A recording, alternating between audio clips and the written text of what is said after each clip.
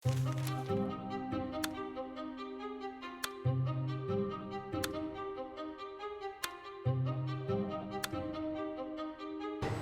time-nya itu 15 tahun. Jadi kita membeli rumah 15 tahun nyicilnya. Dan yang di awal itu biasanya hanya berat di suku bunganya dulu. Prinsipalnya itu di buntut belakang. Dan itu biasanya karena dengan price yang rumah tersebut dan the interest rate yang sekarang harus kita waspadai cenderung naik dengan inflasi tinggi, maka masyarakat akan makin sulit untuk bisa membeli atau can afford to buy a house. Sebagai seorang yang masuk dalam golongan millennials, tentunya aku penasaran ya, kenapa Bu Sri Mulyani sampai bisa mengeluarkan statement seperti itu. Tentunya aku sendiri menyadari susah untuk membeli rumah di usia muda. Lalu sebenarnya apa sih yang menyebabkan para millennials ini susah untuk mempunyai rumah impian mereka?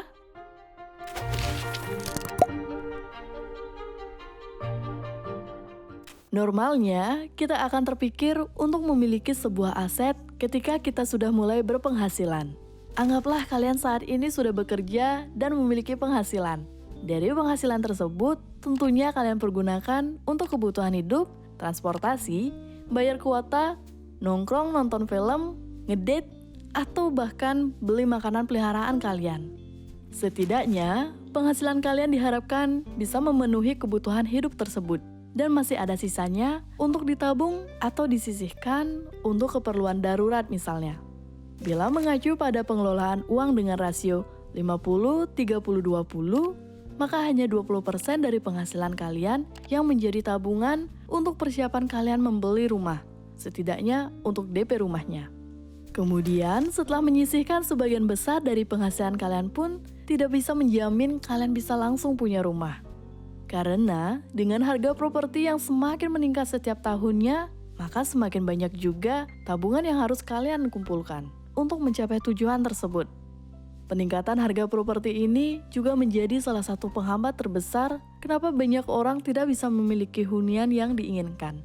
Belum lagi bila kriteria huniannya berada di pusat kota atau dekat area kerja, dekat dengan pusat perbelanjaan, akses transportasi mudah, dan berbagai faktor yang lain yang bisa membuat harga sebuah properti meroket tidak terkendali.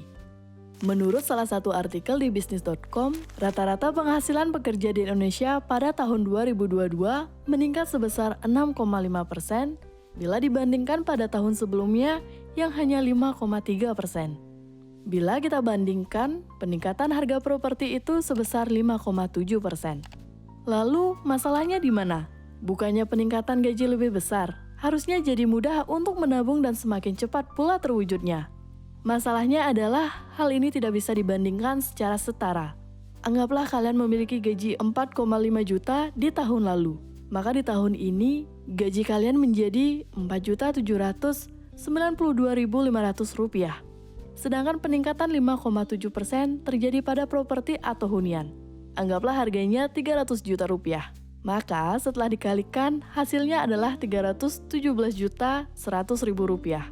Bahkan kenaikannya saja lebih dari penghasilan kita selama 3 bulan. Maka dari itulah, untuk memiliki sebuah properti dibutuhkan sumber daya dan waktu yang tidak sedikit untuk mengumpulkannya. Lalu, apa sesungguhnya yang menjadi alasan untuk susahnya kita sebagai generasi millennials untuk bisa memiliki rumah di masa yang akan datang? Tanah semakin mahal. Bukan rahasia lagi bahwa tanah atau lahan merupakan aset yang harganya selalu mengalami kenaikan. Hal ini dipicu dengan semakin sedikitnya area yang bisa dibangun atau ditinggali, sedangkan jumlah penduduk semakin meningkat. Belum lagi dengan tanah-tanah yang dibeli dengan tujuan investasi, yaitu tanah yang sengaja dibeli bukan untuk ditinggali. Yang diharapkan adalah ketika area tersebut telah ramai, maka harga tanah akan naik dan pembeli mendapatkan keuntungan dari kenaikan harga tanah atau lahan tersebut. Ketersediaan masih berkaitan dengan poin sebelumnya. Tentunya ada juga opsi untuk membeli rumah yang dijual oleh pemilik sebelumnya, atau rumah yang memang dibuat untuk dijual kembali. Namun biasanya jumlahnya tidak banyak, dan kalian juga harus bersaing dengan banyak peminat yang lainnya. Dengan tingginya permintaan dan sedikitnya ketersediaan, bukan tidak mungkin harga rumah akan meningkat. Dan untuk mendapatkannya, kalian jadi harus keluar biaya lebih banyak dari target awal kalian. Keterjangkauan ditambah harga bahan bangunan dan ongkos naik. Seperti ilustrasi peningkatan harga properti yang aku sebutkan sebelumnya, bahwa untuk memiliki rumah diperlukan dana yang tidak sedikit. Bila menyisihkan dari penghasilan pun, kalian harus berusaha ekstra untuk bisa memaksimalkan simpanan kalian agar bisa tercapai target tersebut sebelum rumahnya laku atau harganya meningkat karena sesuatu dan lain hal. Bila berbicara tentang membangun rumah, maka harga bahan bangunan dan ongkos buruh yang semakin meningkat juga tidak bisa kalian abaikan. Akses pendanaan. Kalian tentunya sudah tidak asing dengan KPR, sistem pendanaan rumah dengan mencicil atau melalui pemotongan penghasilan rutin kalian. Tapi persyaratan KPR itu sendiri tidaklah mudah. Kalian harus dianggap mampu menyelesaikan pembayaran KPR tersebut agar KPR bisa cair. Tentunya hal ini terkait dengan histori keuangan kalian, penghasilan rutin, utang dan cicilan, jenis pekerjaan, penghasilan, dan sebagainya.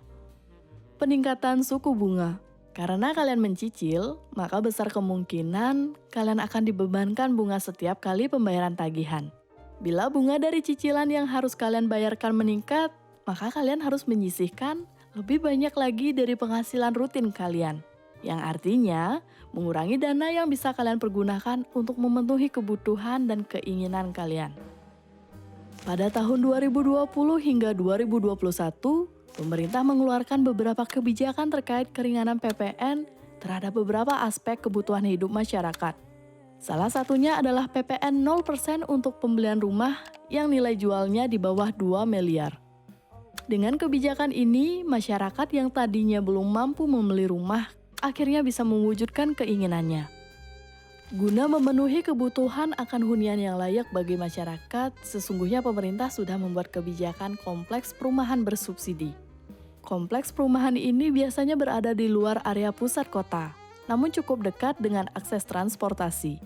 Namun sebagaimana manusia, tentunya kita tidak bisa membuat semuanya sama rata bila kebutuhan masing-masing orang saja berbeda-beda. Begitu juga dengan cara memenuhinya. Dengan berbagai jenis pekerjaan, area kerja, akses transportasi yang memadai, ada berbagai aspek yang menjadikan pemenuhan kebutuhan masyarakat ini tidak semudah membalikkan telapak tangan. Sekian dulu untuk video kali ini. Semoga bisa memberikan sudut pandang baru tentang kenapa millennials akan kesulitan untuk memiliki rumah di masa yang akan datang. Meski terdengar pesimistik, aku harap kalian tetap memperjuangkan impian untuk memiliki hunian sendiri. Jangan lupa like dan komen video ini, serta subscribe dan nyalakan notifikasinya. Follow juga sosial media tentang uang, dan cek video kami yang lainnya. Ingat, uang tidak bisa membeli kebahagiaan, tapi uang bisa memberi kebahagiaan. Sampai jumpa di video selanjutnya.